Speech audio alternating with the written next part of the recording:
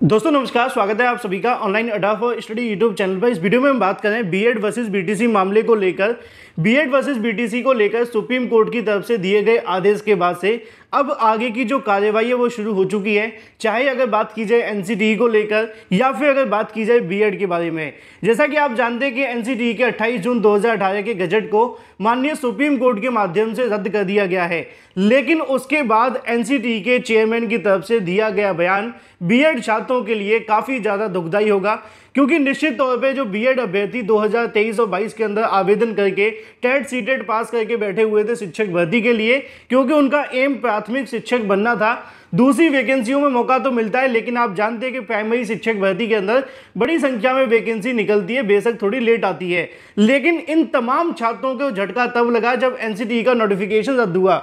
उसके बाद अभ्यर्थी कभी ट्विटर पर मांग करने लगे कि ऑर्डिनेंस लाया जाए, तो कभी छात्रों ने मांग की कि बीएड को प्राइमरी शिक्षक भर्ती के अंदर शामिल किया जाए। तो वहीं दूसरी तरफ अब सब कुछ बदलता हुआ दिखाई दे रहा है, क्योंकि एनसीटीई के चेयरमैन के बयान के बाद से निश्चित तौर पर दो चीज़ें पूरे तरीके से साफ हो गई हैं कि ये वही एनसीटीई है जिसके माध्यम से बीएड छात्रों को एलिजिबल तो किया गया था, लेकिन अब वो खुद से कह रहे हैं कि 4 स्टेज पर पढ़ाने के लिए सिर्फ एक बीएड ही काफ़ी नहीं है। यानी कि उनका भी मोटिव अब न्यू आईटीईपी कोर्स को आगे बढ़ाना है। आईटीईपी क्या होता है इस मुद्दे पर हम बाद में बात करेंगे, क्योंकि बहुत बड़ा मुद्दा है। मुद्दे पर आते हैं बीएड वर्सेस बीटीसी को लेकर। बीएड छात्रों को जो सबसे बड़ा झटका है वो एनसीटीई की गाइडलाइन से लग रहा है, क्योंकि यहाँ पे एनसीटीई की गाइडलाइन साथ ही साथ आरटी एक्ट बीएड के खिलाफ है। डिटेल में जानकारी देंगे, चैनल को सब्सक्राइब करके बेल आइकन को दबा लें, जिससे कि आपको रियल ऑथेंटिक जानकारी सबसे पहले मिलती रहे। साथ ही साथ वीडियो को शेयर कर दिया करें, क्योंकि बहुत सारी जानकारी छात्रों को नहीं मिल पाती है। सोशल मीडिया पर बहुत सारी फेक जानकारियाँ चल रही हैं, लेकिन यहाँ पर आपको जो बताया जाएगा वो तथ्यों के साथ ही होगा। क्योंकि ज़्यादातर बीएड छात्रों को ये तो पता है कि बीएड छात्रों को सुप्रीम कोर्ट के माध्यम से बाहर कर दिया गया, लेकिन ये नहीं पता कि बीएड को सुप्रीम कोर्ट से बाहर क्यों किया गया। क्योंकि यहाँ पर एनसीटीई की गाइडलाइन और आरटी एक्ट बीएड के पूरे तरीके से खिलाफ हैं। क्योंकि जब बीएड को प्राइमरी में लाया गया था उस समय एनसीटीई का कहना कुछ और था। आज जब बीएड को प्राइमरी शिक्षक भर्ती से बाहर किया गया सुप्रीम कोर्ट ने, तो अब चीज़ें और अलग डिफरेंस आप सभी के सामने नजर आ रही हैं। एक एक करके मैं आपको समझाने का प्रयास करता हूँ, और इसकी शुरुआत मैं पहले डॉक्यूमेंट से करता हूं। इसके जैसे बहुत सारे डॉक्यूमेंट्स हम बात करने वाले हैं कई मुद्दों को लेकर। दोस्तों, जैसा कि आप सभी ने सुप्रीम कोर्ट ऑफ इंडिया का अगर ऑर्डर पढ़ा होगा, तो उस ऑर्डर के आप सभी को पेज नंबर आना है 40 के आसपास, जहां पर सुप्रीम कोर्ट ऑफ इंडिया के माध्यम से कहना है कि include BEd as a qualification for teachers at primary level is policy decision. We must say that this decision is not correct as it is contrary to the purpose of act. In fact, it goes against the letter and spirit of the fundamental rights. साथ ही साथ उनके माध्यम से ये भी कहा जाता है कि आर्टिकल 21A जो कि इसके पूरे तरीके से अगेंस्ट में है। यानी कि बीएड को प्राइमरी शिक्षक भर्ती में शामिल करने को लेकर सुप्रीम कोर्ट ऑफ इंडिया अपने ऑर्डर के अंदर इतना तक कह देती है कि जो बीएड को प्राइमरी शिक्षक भर्ती के अंदर शामिल किया गया था योग्यता के तौर पर, ये पॉलिसी डिसीजन था। लेकिन हम इस बात को कह सकते हैं कि जो डिसीजन था वो पूरे तरीके से सही नहीं था। साथ ही साथ अगर बात की जाए यहाँ पे फंडामेंटल राइट्स को लेकर, तो ये इसके अगेंस्ट भी है। कैसे है इसको आप थोड़ा सा आगे जाकर समझेंगे तो आपको समझ में आ जाएगा। क्योंकि सुप्रीम कोर्ट का सबसे मजबूत पक्ष जो देखने के लिए मिलता है फंडामेंटल राइट्स को लेकर है, अगर उनको वायलेट किया जाता है या किसी भी तरीके के संवैधानिक अधिकारों का हनन होता है, तो निश्चित तौर पर सुप्रीम कोर्ट इस बात को बहुत ज़्यादा लाइटली नहीं लेता है। नीचे लिखा हुआ है article 21A, it is against the specific mandate of act which is calls free compulsory and meaningful primary education to children by including BEd as a qualification for teacher of primary school, the central government has acted against the provision of constitution। यहाँ पे उनका कहना है कि central government के माध्यम से जब बीएड को यहाँ एलिजिबल किया जाता है प्राइमरी टीचर वैकेंसी के लिए, तो पूरे तरीके से उन्होंने संविधान इसके अलावा कानून के खिलाफ ये डिसीजन लिया है। साथ ही साथ वो आगे ये भी कहते हैं The only logic given by the central government to include BEd as a qualification, it is that higher qualification.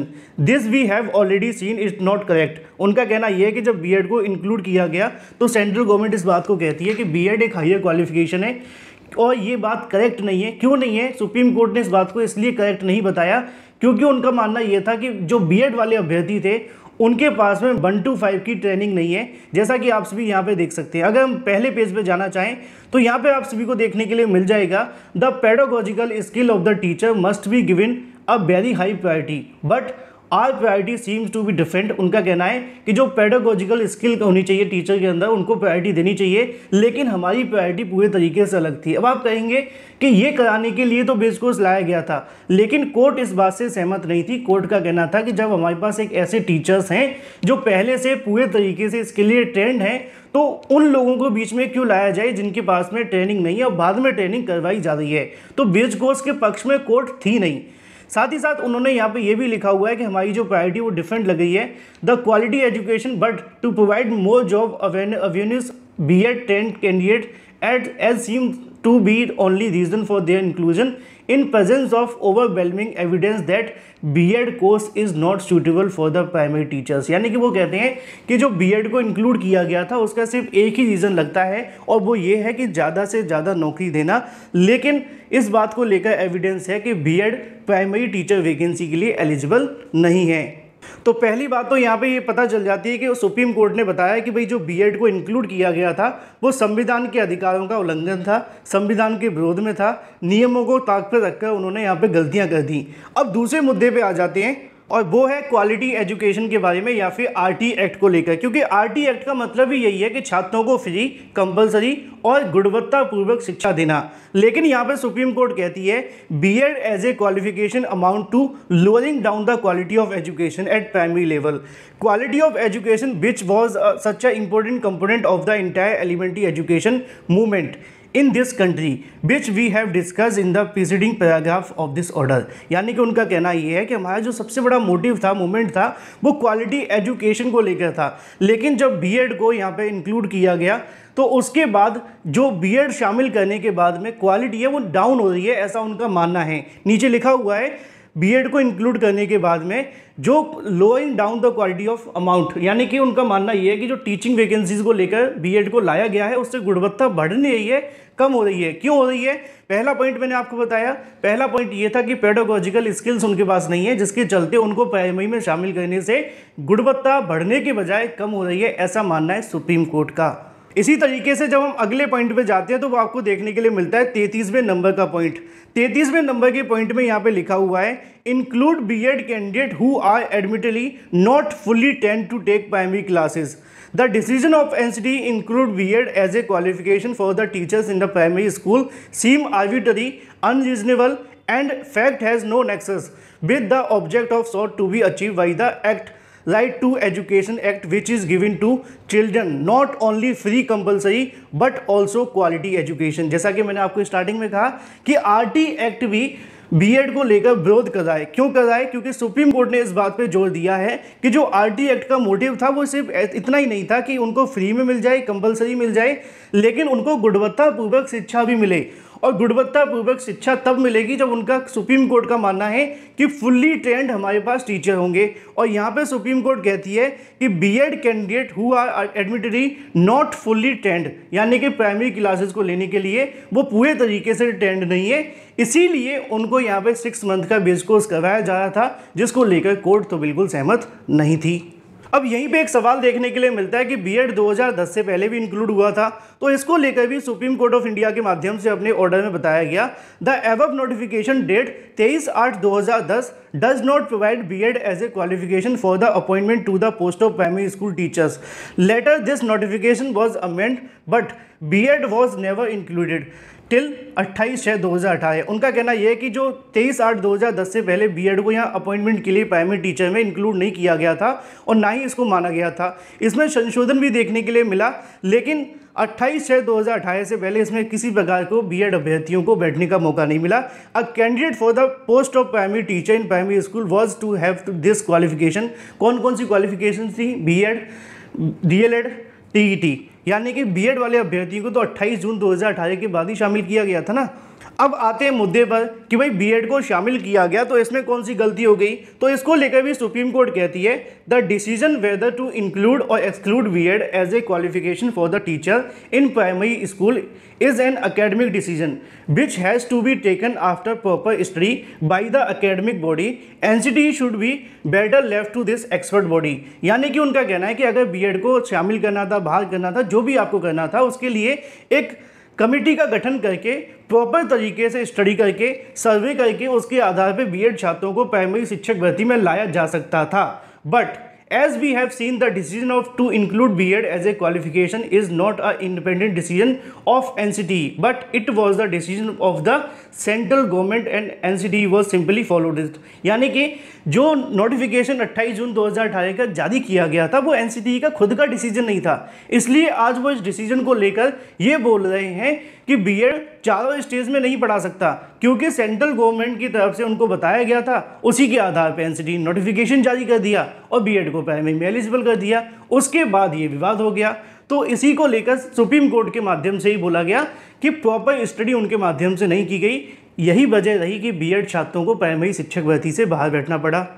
इसी को लेकर सुप्रीम कोर्ट अपने ऑर्डर में आगे कहती है, in our consideration opinion therefore the director of central government date 30/5/2018 उनकी तरफ से बताया गया कि जो 30/5/2018 को नोटिफिकेशन जारी किया गया था और एनसीटीई के माध्यम से 28/6/2018 को एनसीटीई ने जो नोटिफिकेशन जारी किया, NCTE are violating of the principle as laid down the RTE act. यानी कि एनसीटीई के माध्यम से नोटिफिकेशन जारी हुआ था वो यहाँ पे एनसीटीई के प्रिंसिपल यानी कि जो नियम है और साथ ही साथ जो यहाँ आरटी एक्ट है उसको पूरे तरीके से वायलेट कर रही थी।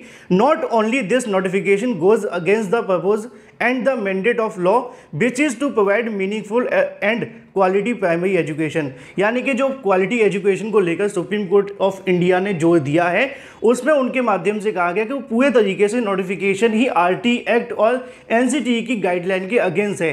क्योंकि आरटी एक्ट क्या कहता है आप जानते हैं, 3 चीज़ें कहता है, फ्री, कंपलसरी, बट साथ के साथ क्वालिटी एजुकेशन भी। और क्वालिटी एजुकेशन उन्होंने बीएड को इसलिए नहीं माना क्योंकि बीएड के पास में पेडागोजिकल स्किल नहीं थी, जिसके चलते उन्होंने प्राइमरी शिक्षक भर्ती से बीएड को बाहर कर दिया। ये कुछ ऑर्डर्स के ऐसे पॉइंट हैं जो कि चाहे आप बीएड हैं या बीटीसी हैं आपको जान लेनी चाहिए। अगर आप इन चीज़ों को नहीं समझते तो निश्चित तौर पे आप एक अंधविश्वास में किसी के कहने पे किसी राह पे आगे बढ़ते जाएंगे, लेकिन सच आपको पता नहीं चलेगा। तो बीएड को बाहर करने के लिए सबसे बड़े जो 3 पॉइंट देखने के लिए मिले, वो पहला पॉइंट ये था कि उनके पास में पेडागोजिकल स्किल्स नहीं थी, जिसके चलते उनको बाहर बैठना पड़ा।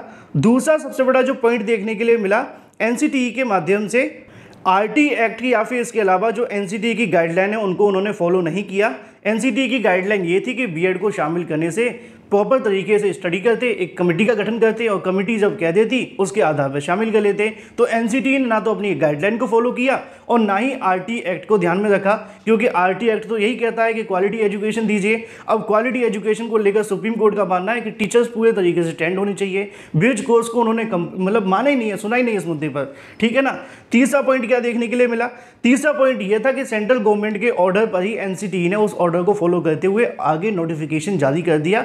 अपनी कोई भी यहाँ पे चीज़ें उन्होंने नहीं रखी जो कि सुप्रीम कोर्ट ऑफ इंडिया को खटकी, और ये तीनों चीज़ें बीएड वाले अभ्यर्थियों के लिए घातक साबित हुई और उसके बाद इनको बाहर कर दिया गया। अब ये तो बात हो जाती है बीएड को लेकर पूरी जानकारी, लेकिन बिहार शिक्षक भर्ती के अंदर जो भर्ती कराने वाली संस्था है उनका कहना ये है कि भाई हम तो परीक्षा करा लेंगे, चाहे अभी यूपी टेट सीटेट को लेकर सर्टिफिकेट के बारे में एनसीटीई ने क्लियर नहीं किया है, लेकिन एनसीटीई का जो बयान है वो निश्चित तौर पर बिहार शिक्षक भर्ती के लिए या फिर यूपी टीईटी सीटीईटी के लिए या केवीएस पीआरटी के लिए ज़्यादा पॉजिटिव नहीं रहा है। क्योंकि उनका मानना ये है कि जो सुप्रीम कोर्ट ने ऑर्डर दिया है वो ठीक है। अगर वो इस बात को नोटिफिकेशन जारी करके मान लेते हैं तो निश्चित तौर पे बिहार शिक्षक भर्ती से भी बीएड बाहर हो सकता है और परीक्षा को स्थगित किया जा सकता है। अब चाहे वो UP TET CTET BPSC KVS क्यों ना हो, ये भर्ती भी अब एनसीटीई के नोटिफिकेशन का ही इंतजार कर रही हैं। हालांकि चेयरमैन के बयान के बाद से ये सभी भर्तियां पूरे तरीके से उसी बयान के आधार पर अगर आप निकाल कर निष्कर्ष देखेंगे तो आप समझेंगे कि एनसीटीई ज़्यादा कुछ करने के विचार में नहीं है। बाकी मैंने जो आपको बताया पूरे तरीके से ऑर्डर्स के आधार पर है। आपके मन में कोई सवाल है तो कमेंट करके पूछ सकते हैं। वीडियो को लाइक कर दें और शेयर कर दें। चैनल को सब्सक्राइब करके बेल आइकन को दबा लें।